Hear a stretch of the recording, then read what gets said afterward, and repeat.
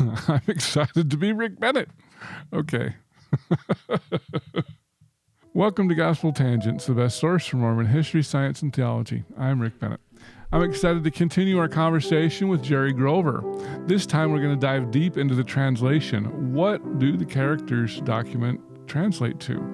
What were they written in? So we'll find out if it's what kind of Egyptian, hieratic or demotic or some other form. So you won't want to miss this conversation. Check it out.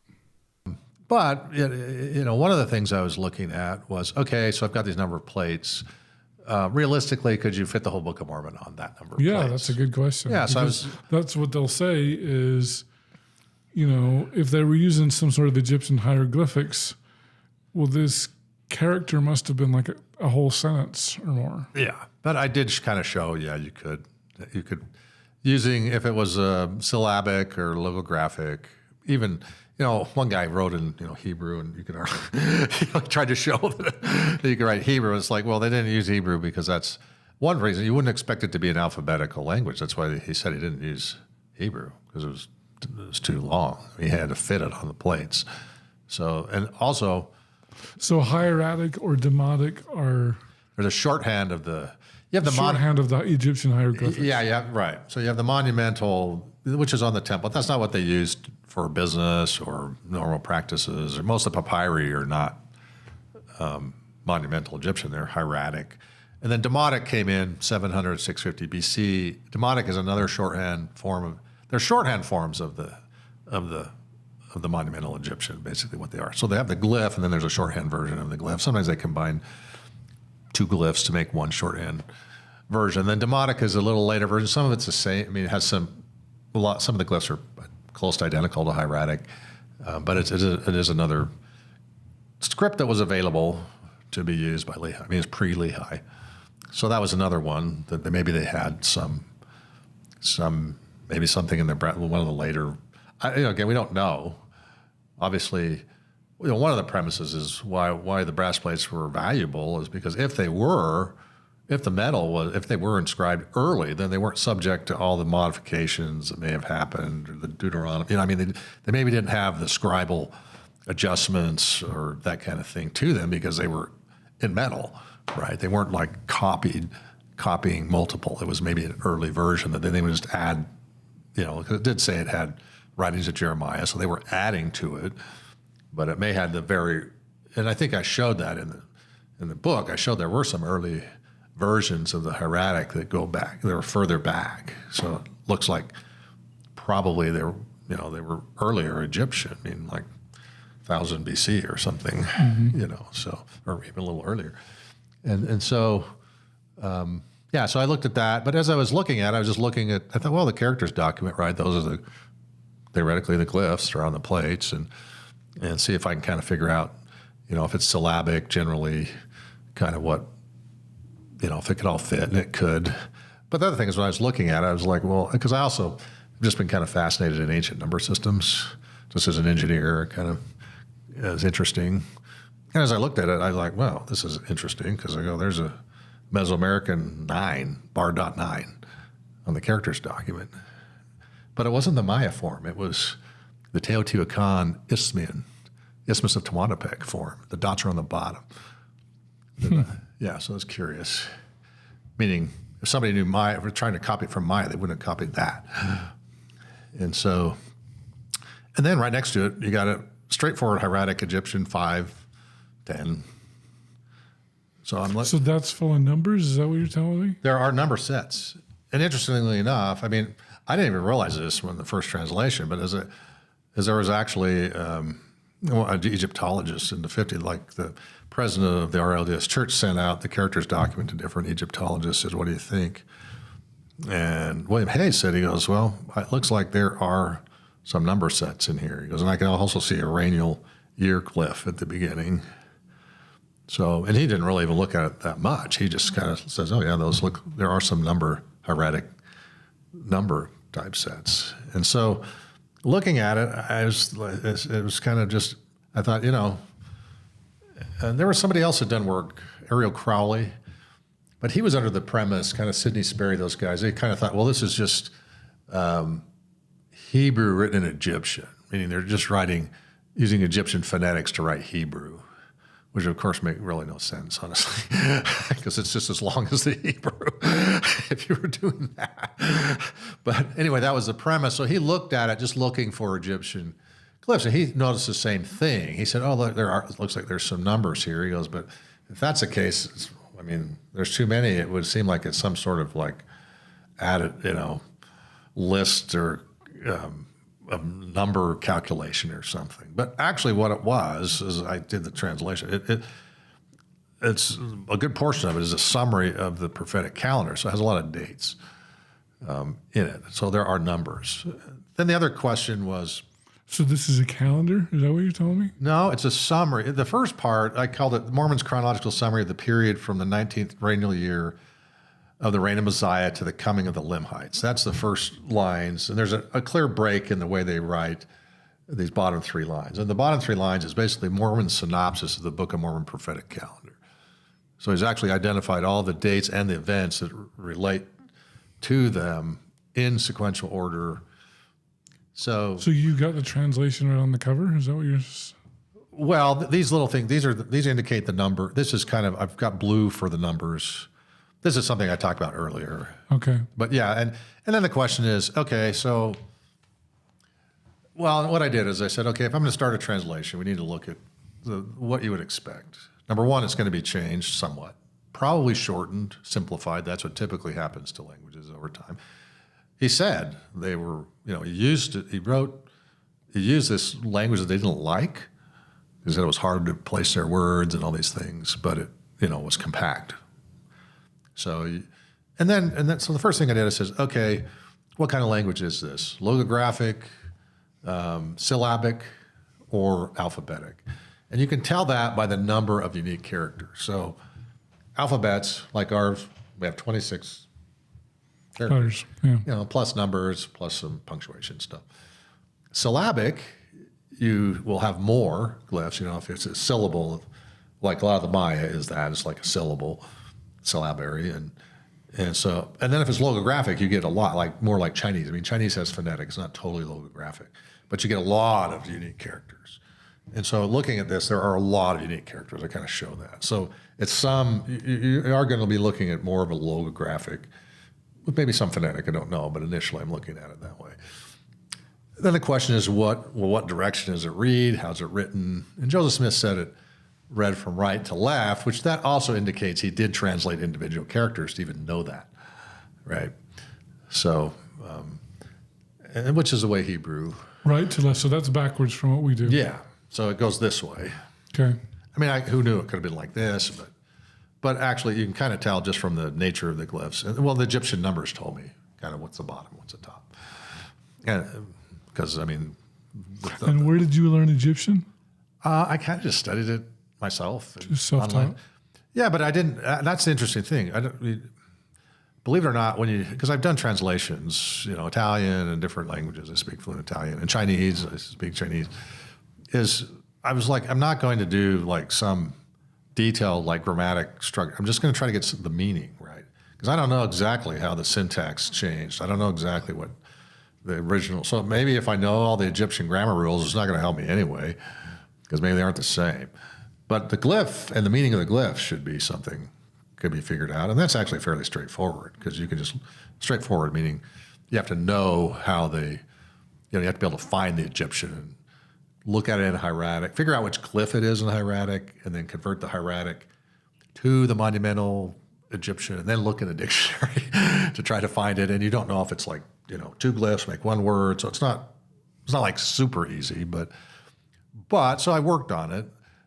And, and so what I said is okay, there was a form of hieratic called Palestinian hieratic that Dr. Wimmer has had a book on. Of course, it's in German, like all the Egyptian stuff. But my neighbor was German, so I was able to, translate. And these are all Egyptian found in Palestine.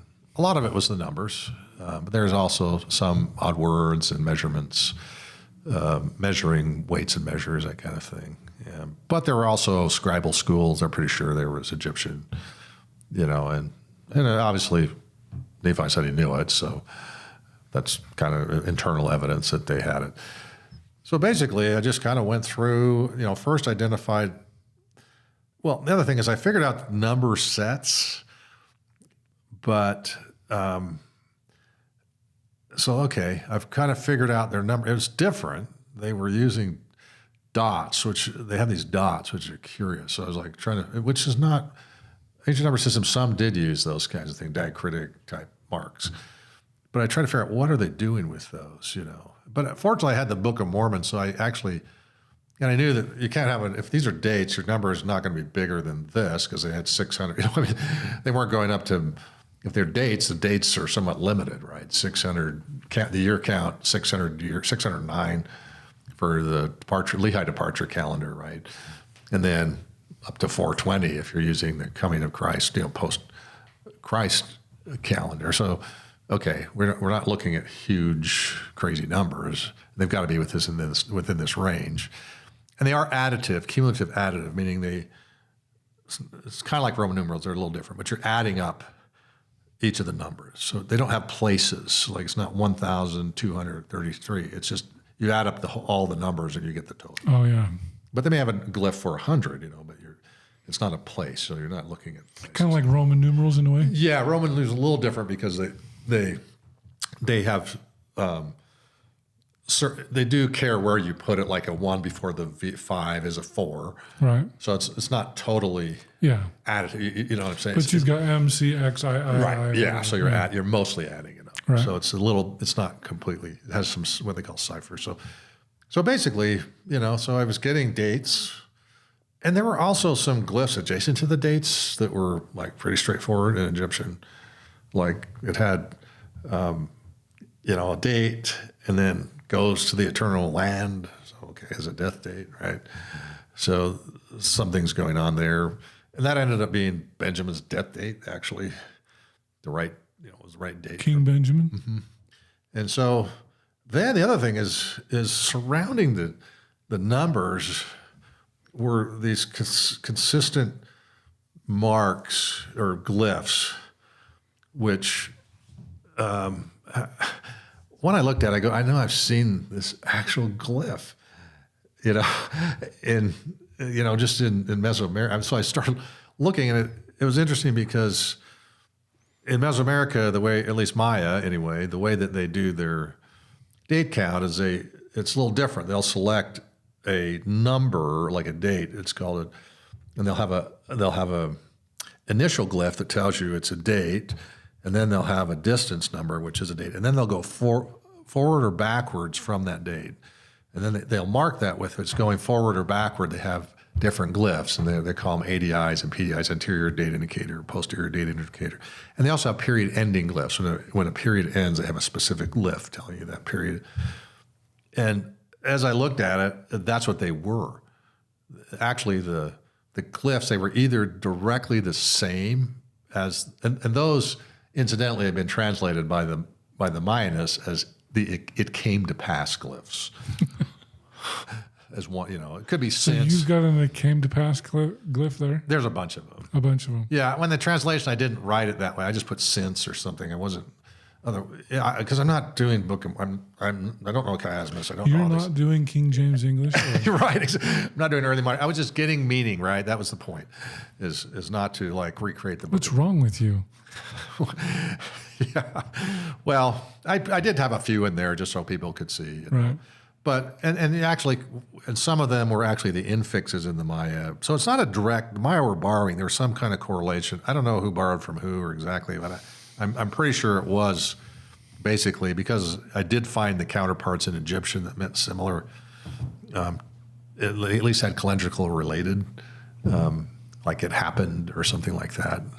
So anyway, so they're surrounded with these, and so then I could figure out the date count because I was like, okay, that's counting back. So they have the death date of King Benjamin's a distance, maybe the distance number or something, and then I could go forward and backward. So could this be part of the last 116 pages? Yeah, probably. You think? Yeah, because it doesn't translate to anything in our current Book of Mormon. Yeah, well, that's one thing I figured out with the dates is like, well, there's nothing in the Book of Mormon like that. So So obviously, it's not First Nephi 3:7. yeah, I didn't. That's why some people do. Oh, they kind of like take the I verse and try to Nephi. match it. Oh, that matches, looks like a boat. But no, I translated it right from I just took the Egyptian hieratic and demotic. And the interesting thing is when I couldn't find it in hieratic, the glyph form in demotic, if they used demotic, it was because it was shorter. And so, and actually the hieratic that they're using, like if there's a word, they'll always select the shortest version. To save space. Yeah, I do think actually probably that this was it wasn't a lingua franca, right? It was maybe the media itself dictated the evolution of the language. The media itself. The medium they're writing on, the engraving of the plates, meaning they had a limited amount of plates, or you know what I'm saying. Mm-hmm. So I don't know. It just seemed like, and that's what was indicated by Mormon and Moroni, that it was more compact, right? And then also it was interesting because the dots, where they went, that tells you whether it was a power. So it actually mattered where the dot was as to whether it multiplied it, took it to a different power. And that's what he said. They had our placing the glyphs, naming. It mattered where it sat. So anyway, and then I translated the rest basically from hieratic and demotic, the text that surrounded the dates, and so I ended up with the translation that, it's actually somewhat straightforward, and so I used Palestinian hieratic primarily. That was the first. Use those glyphs were available, and those numbers actually match pretty well. And then I would just use hieratic and demotic. And then there's some Mesoamerican. Some of the glyphs are Mesoamerican, like the number 9 has that form. Actually, the bar dots are also found like in the Sumerian Elamite, so it's actually a form that's used. I'm not saying it came from Jaredites, but it could have, right? So this is a combination of demotic and hieratic. Yeah, mostly hieratic, some with demotic. A little bit of Mayan thrown in there. Well, meaning there is correlation with the Maya date structure, but not really using the Maya. Meaning there's no Maya per se glyphs.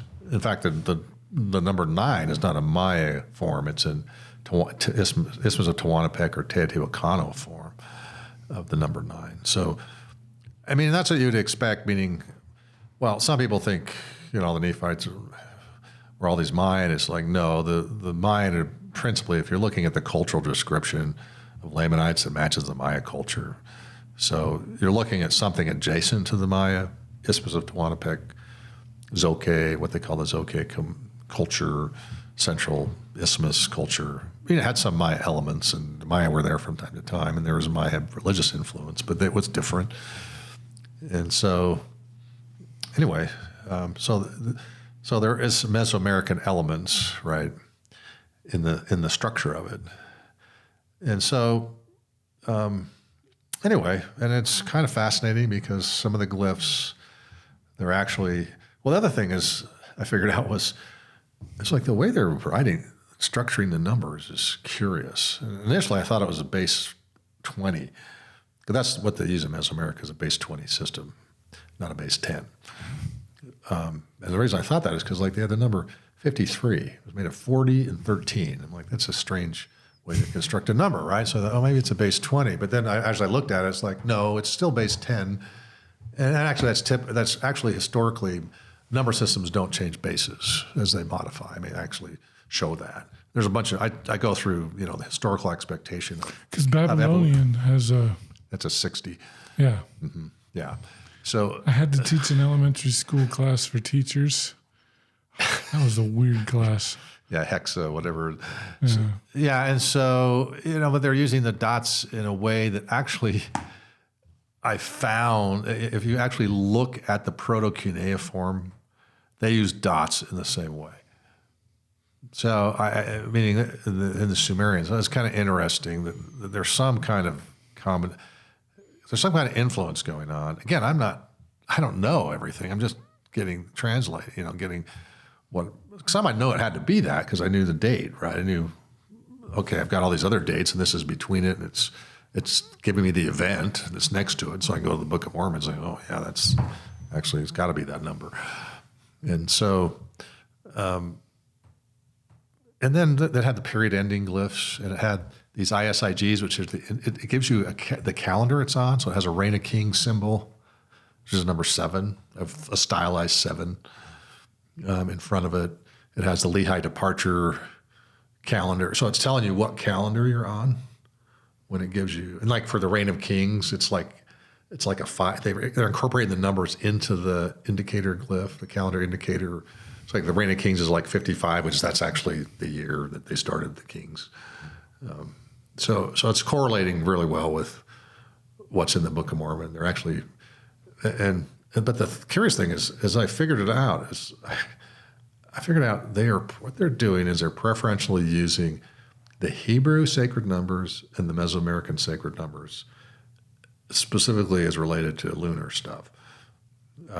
So you have 7 or 5, 7, 10, 13, 19, and 20. Which I thought fascinating, because what they've done is their whole number system is really incorporating their religion into the number system. So I thought, well, I wonder if I could find that in the Book of Mormon. And it's always been curious, the 4th Nephi date count, right? Because it's because he's saying these, the 51st year, 50, I mean, they're not like he's jumping years, or why it's kind of funky, right? Mm-hmm. And 4th Nephi is like, what's in there anyway? It's not that much. It's really, I figured it's mostly just talking about the 4th generation prophecy, showing, also giving some historical context. But I said, I wonder if they're doing, because the Maya in their divinatory codexes, especially the Dresden Codex, they were really fascinated with intervals of their sacred numbers. So they would kind of have all these intervals that match sacred numbers. And even like the kings, like kings' birth dates and stuff, they figure they fudge them oftentimes so they can match a sacred, give themselves more like cred, right. Street religious cred, if they were born on some symbolic thing. So I actually took those, and actually all the 4th Nephi, and then it ended up being the whole Book of Mormon that way, is they are using all the sacred number intervals in those date counts. And I kind of show that, lay out all the, the dates in the 4th Nephi, and show the intervals of, where they're actually giving you the 20 and and they're doing it throughout the whole Book of Mormon. Well, not the small plates really, but so it's actually structured. The whole structure of the Book of Mormon, even the date counts, is kind of a religious, is very kind of sophisticated in the way it was done. So what does the character document say then? Basically, it goes from the 19th regnal year, talks about they came over the mountains to the foreign-speaking people of Mulek, and there's 20,000 of them. Then kind of talks, again, it's a summary, right? So it's not like doctrinal or anything. It's basically like, I think it's the Mosiah preface.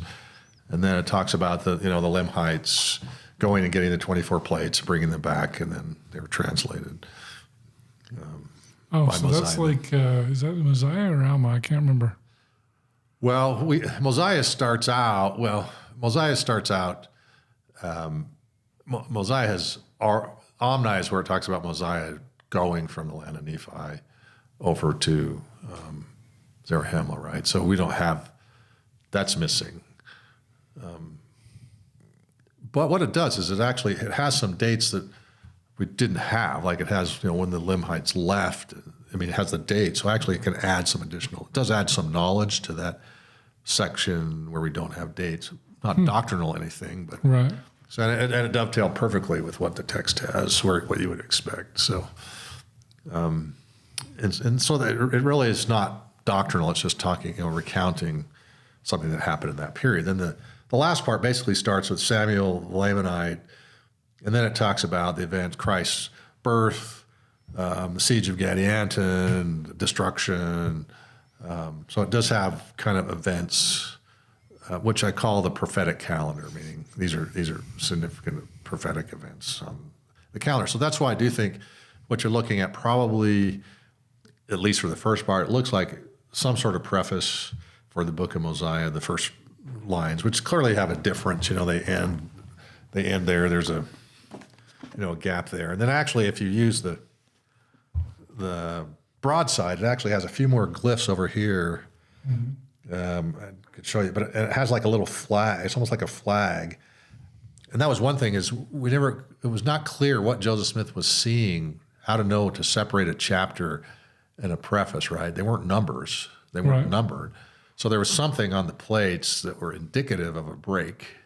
And so that's what I think is happening here. You had like they would go slightly into the margin with the text. So I do think that is probably the first part of the preface. We're seeing the full preface. This other one, the last part, I do think it's maybe they just copied off a portion of it. There would have been earlier, some other text there of the calendar. So I kind of say that probably the theory is that you have the second part is probably maybe what you consider the preface of the Book of Mormon, maybe what's on the lid, because you had Joseph Smith Sr. described it as a lid where it had the spectacles inside it. They closed and there was some writing on it. So maybe you did have some sort of preface of the Book of Mormon itself.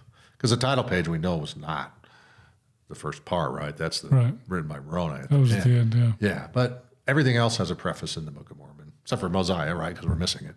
Right. So you would expect maybe the Book of Mormon. So maybe that's where that's found.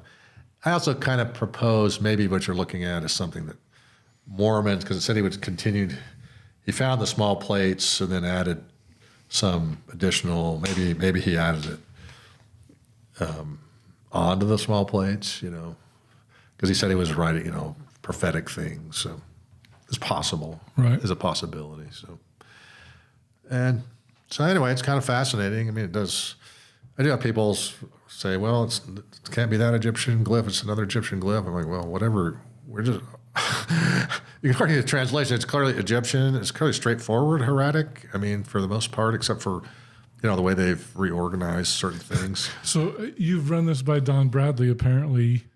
Yeah. And, he actually, I had him in the first book. He proofread and was a reviewer of it. Did that help him with his last 116 pages? I don't think so. He didn't really talk about it. So, okay. No, like I say, he not enough there for. Yeah, I mean, he'd probably already written that part of his book anyway, talking about that. But it's consistent with it, I mean, with what you might expect. So it's not. And like I said, one thing that's kind of verifying is the numbers. It'd be really impossible, honestly, to create a translation that had all the numbers match and add up to the dates with all the different number groups. You know what I'm saying? Because there are, the same numbers in different places. So anyway, that's kind of its own verification, I suppose, of the translation, if you will. And I'm not saying it's 100% perfect. There's some glyph I looked at, I'm not quite sure, but it looks like that. Have you run this by any any Charles Anthons of your own? I did run it by one guy who knew Egyptian, ancient Egyptian, just a blind review. And he said, yeah, your use of the dictionaries and everything is correct. He goes, I'm not going to say everything is correct to the trans because it's involving like Maya structure and other things. He goes, I don't know about that. Oh. But he just basically said. But he agreed it was hieratic and demotic? Mm-hmm. Yeah, he said, what he's saying is those glyphs do look hieratic and demotic, just like the Egyptologists in 1950s saw. And then. But this person won't be named like Charles Anthony? Oh, that was part of my agreement. Oh, really? Yeah. I do that because, honestly, even like for Maya, anything, unfortunately, it's just a reality, is people that are professionally, like even doing Maya research and stuff like that, they just can't really talk about Lamanites or, go out and till after they retire or something. Well, it sure would be nice if they did. It would, but I mean, John Sorensen we'd did. have another Charles Anthon story. Well, like John Sorensen did, and did it hurt his career? Like John Gee at BYU, has he checked it out? He's an Egyptologist. I gave it to him. He never commented back on it. So, yeah, he could look at it, but he didn't. It's been out there for years. So, Robert Rittner. Actually, Robert Rittner is kind of interesting because he passed away, right? Yeah, he didn't. I never sent it to him, but he did say, well, he did comment once. He says, yeah, there may be some hieratic there. But then he kind of commented, well, you could throw sand out and find hieratic. But like I said, it's not. I mean, Dan Vogel looked at it, but it was like I've never talked to him but he did something on YouTube. But it was like, okay, you're looking at all of these like Tyrolean shorthand or whatever Roman, it was Latin. He was like, oh, you could kind of find it from this and that. Well, one thing he didn't look at was hieratic Egyptian, which is a form of what you would expect, or demotic, right? If they'd have looked at, that's why I'm saying I think I made breakthroughs just because of the numbers. I figured out what's going on, but it's not like you couldn't have looked at this and figured out, oh, there's a lot of hieratic glyphs in here, right? Well, it sure would be nice to get. And so I'm like, it's not like some magic thing. It's just and no one had really done any research. I don't know why. Maybe because some people felt burned by Book of Abraham stuff or something. When they looked at the Egyptian, it didn't match, and so they just didn't even want to look at it. I don't know. I just said, I was just curious. I was writing a totally different book, and I started working on it. I'm like, oh, this actually is making sense, and I'm finding. I mean, I'm not like fluent in Egyptian, but I knew about hieratic. I knew about demotic. I knew where, there's not like a lot public. You have to.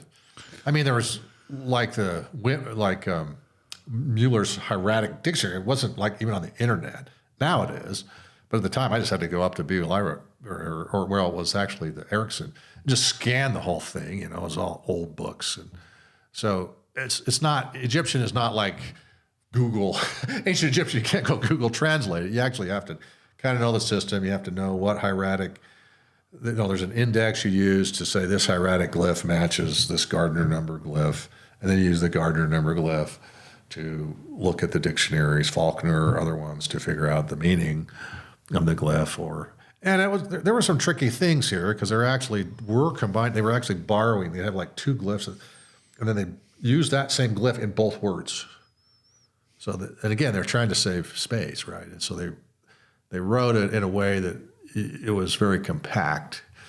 So, meaning it wasn't completely straightforward. I mean, the hieratic glyph, but in order to figure out what word it was talking about, you had to understand. Oh, it's actually borrowing. I mean, there's a word here with two glyphs, and this next word is actually borrowing the second glyph and using it as part of it. You see what I'm saying? So it's like borrowing like a piglet and then letter, So it's just using pig, let, and then right? So does that make sense what I'm saying? Yeah, so you have to understand it's actually it's using one glyph in both words. Again, it's sort of safe. I mean, as I figured that out, I was like, oh, that's fascinating, but that's what I would expect. Yeah. So, well, I'm going to have to get John Gee on here and say, so what do you think of this translation? He'd probably say, I don't know. But the fascinating thing is like they are using like 24 plates. It's got 5, 10, and a 9. A 9 is also a sacred number, but it's death. In Mesoamerica, it's the number of death. There's 9 under gods of the underworld. And so actually in the Book of Mormon, you actually see 9 used that way. Like the 9 moons, Corianumr died. 9 years passed, Nephi disappeared. We couldn't find him anymore. We stopped looking. That's when they did the calendar change. The disciples, for example, the ones that weren't going to live forever were 72 years, a multiple of 9. So there's actually evidence in the Book of Mormon of these, if you know what to look for. Right, and also in the year counts. And interesting, like in Ether, the same thing. I've always wondered, just like Fort Nephi, it's like, why are they giving me these reigns of kings, but only some of them, right? Or the ages. It's like... I mean, to some degree, I think Matthew and Mark and Luke do that as well because they have different genealogies for Jesus. Yeah. And they skip them for specific reasons. Right. And this one, it was like, well, those are the ones that are all those year counts are multiples of the sacred numbers. Specifically, and 119 is like a common one, which actually correlates with Christ in the Characters document. So it's actually through the Book of Mormon. You just don't know what you're, and even like the original chapter count, not the one we have, but the 1830, each of the books are sequentially the sacred numbers or their multiples or summons. Oh, really? Yeah. I wrote a little paper on that. That's on my web, on the Academia. Oh, wow. Yeah. So anyway, I guess what I'm saying, it's been interesting because I kind of, for when I first wrote it, I thought, oh, great, somebody else would kind of take this on or look at it. Just crickets, right?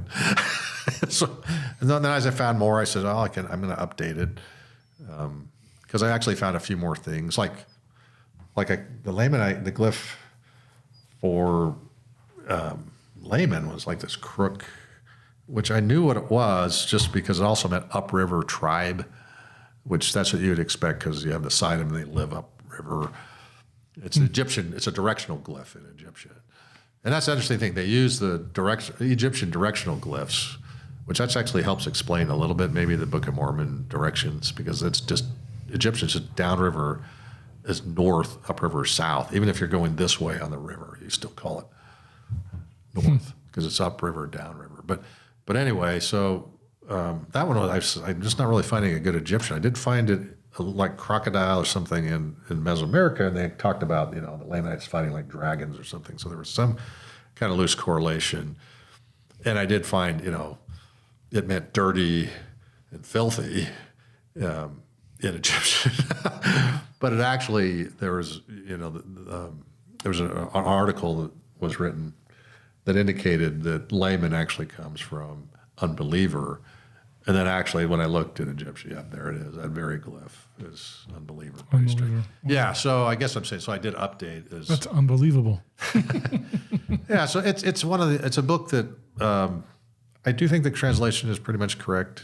It hasn't had a lot of review or comment, and so I haven't really had a chance to respond to too many people. Okay, so listeners out there, if you want to respond, here's your chance. And like I say, it's not an easy read, so it's a little better than my Sumerian etymology book, but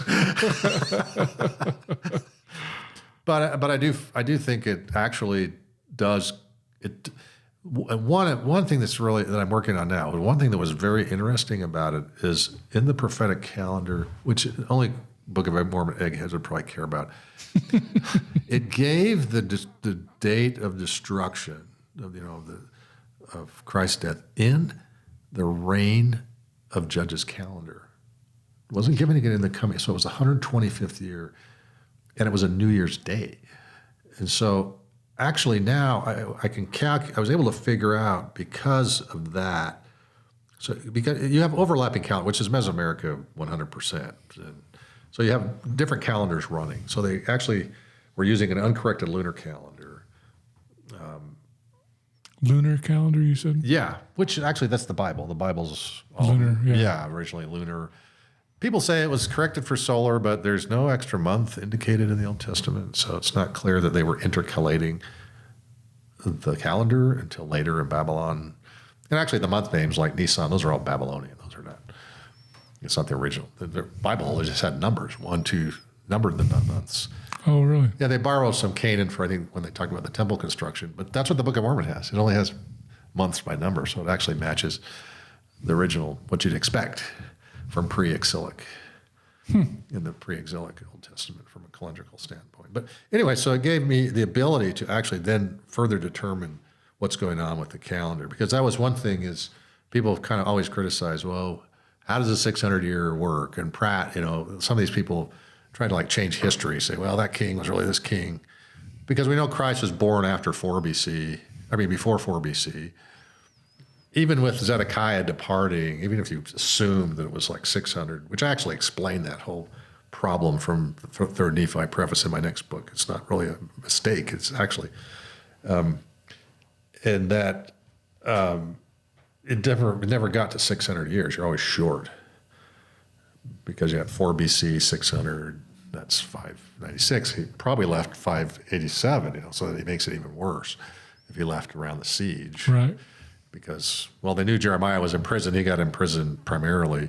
The main imprisonment was when the siege was lifted for a period of time. Then he tried to get out of there, and then they caught him and imprisoned him. So Nephi had to probably have gone back during the break in the siege when he went back to get the plate. So, but actually, so now I was able to calculate. So yeah, actually that is a lunar calendar because I have the two calendars and can correlate them. The other thing that it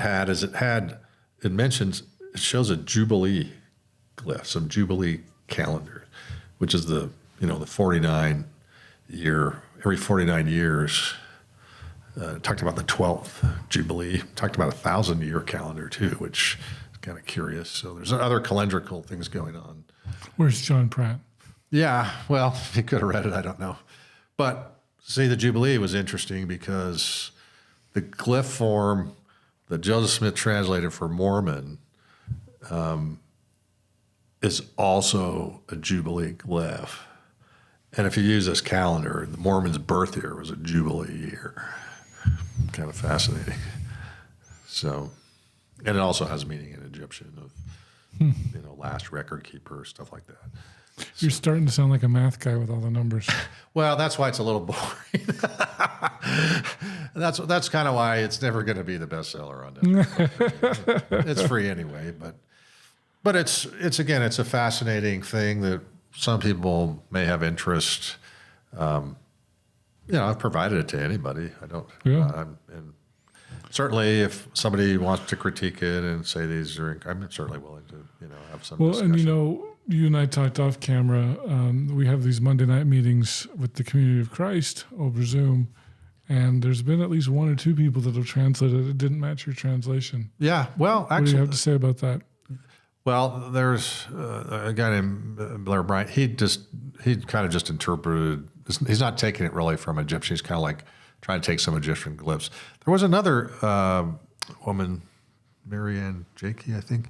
She said, "I'm going to look at demotic," and she didn't look at hieratic. She just looked at demotic, and she did find interesting. She found some of the same things I found. Oh. In demotic, but since it's mostly hieratic, well, she couldn't really render much. And then she tried to say, okay, maybe they're using, she just kind of said maybe they're writing it this way using the demotic phonetic glyphs or something, So she tried continuing with the demotic. So, I mean, she was not on the wrong, it was not a bad approach to look at demotic. It's just, but she did, what I'm saying, we did find some similar, in fact, she found one example that was better than what I found in the demotic. So what I'm saying is she did find some of the same things, but So have you been corroborated then, at least with the demotic pieces? I would say, yeah, at least her looking through the demotic and finding the same glyphs. But again, the problem is you may have a demotic glyph, but it may have maybe part of a word, or maybe four meanings. So just because you identified it as a demotic glyph does not mean you've got the exact meaning correct. So I'm not saying she necessarily interpolated the meaning. I mean, it's not saying her meaning was incorrect, but I have a different meaning for that same glyph sometimes. Does that make sense? Yeah. So I would say, and Ariel Crowley, I found the same things. He found numbers, and this was a long time ago. He found some glyphs, and he did identify them and had meanings that matched, like tribe, file. That's the same one I found. It's like a little cross, upside down cross. And actually what you have is the original. It's kind of interesting because the glyph has Nefer, which is Nephi, that's a straightforward cross. That's just Egyptian. And then the tribe, so it's Nephite tribe. But it's also, if you flip it, it's the son's tribe, like son of God. And so Benjamin talked about where he changed the glyph, And anyway, so there's some kind of interesting things going on that are kind of Book of Mormon-y, I guess. I mean, you would expect that change based on what you see in the Book of Mormon. So, and like Mulek's interesting because it gives us, it has a glyph it's called the walking fish glyph, and it means administrator or vizier in Egyptian. See, he was never a king. He was something. I mean, he's never called. There's no Mulekites, right? There's just people of Mulek. So it was never designated because I typically is a king, and so, but actually, like in La Venta, where there's some of the stones that show what looks like, a foreigner meeting with the Olmec, because that's an Olmec-looking guy, and then a foreigner guy with a beard. It also, it's the walking fish. Well, that guy has a big fish headdress, which mu means fish. They use that. That's the glyph in Maya for fish. So there's actually some interesting correlations that come out of the translation as related to Mesoamerica. So. Well, you guys, we always talk about peer review, and Here's your chance to review what Jerry's got here. Yeah, and again, I do have it. It was sent to different people for peer review before I publish. So I get comments back. It's not like I don't have peer review, but certainly, I've had comments back, but mostly positive or it looks good. Or sarcastic ex-Mormons, right? Yeah, they kind of just, all they do is just say, well, is he an Egyptologist? I'm like, no, I'm not, but I worked in translation for a long time, and it's not, it isn't, like I say, this isn't requiring some knowledge of the Egyptian gods or anything. It's just hieratic, and you can look at it and see whether that glyph is actually what it says it is. Does that make sense? So when it'd be like, okay, I don't really know Spanish that well, but I can, if I have the Spanish text and I have a dictionary, I can figure it out. Yeah. I mean, I'm not saying I was that. I mean, I did have some knowledge of Egyptian, and so. All right. Well, anything else we've got on that? No, I think that's it. And then, like I said, I did write a book, The Order of Nehor in Mesoamerica, which is a comparative. It's interesting to see the correlations of some of the. And what's your next book coming out? It's Book of Mormon, Chronology, Calendars. I haven't given it a name yet, but it should come out in I've got 2 more sections to write, and so it's like 400 pages again, like kind of a monster thing. So I need to send it to the editors and get all that done, but hopefully in 6 months, get it out. But again, it's one of these books, it's Have you not a bestseller, but it does show a lot of interesting things in the Book of Mormon, and like I do show the birth date of Christ, and actually. Oh, do you have any disagreements with Jeffrey Chadwick or anything? Not personally, but he's incorrect. John Pratt.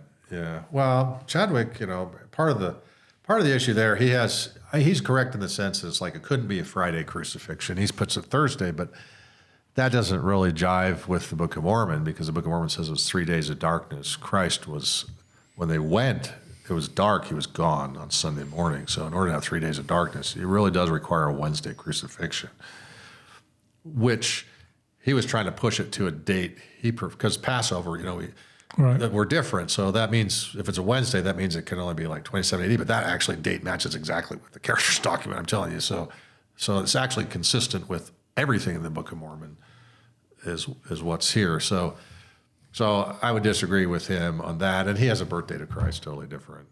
He's like, I want to say December 1 this BC? was April. This was an April date, which, again, you have spring lambing going on, so you expect spring. I mean, there's some correlation as to the date that I came up with. And again, it's actually the same date that Michael Molnar came up with the Star of Bethlehem book.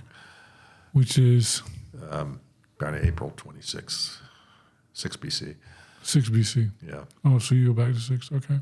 Yeah. So it's April 26th there, because the Book of Mormon says it was they set the start of the calendar at the period of Christ's birth, not the exact date. So they actually, it's a little more complex than that. Mm-hmm. So, I mean, the calendar count is like April 3rd.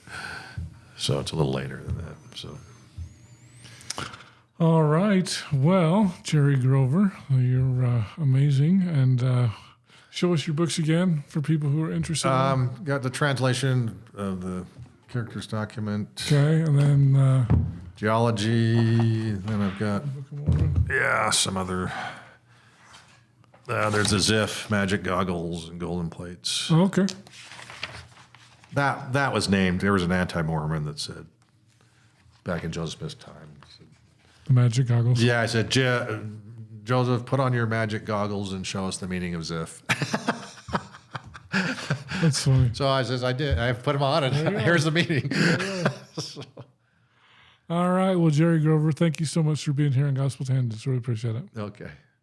I hope you enjoyed our conversation with Jerry Grover. Jerry, thank you so much for sitting down with me. It was fun talking about the Characters document, and you guys should check out his book.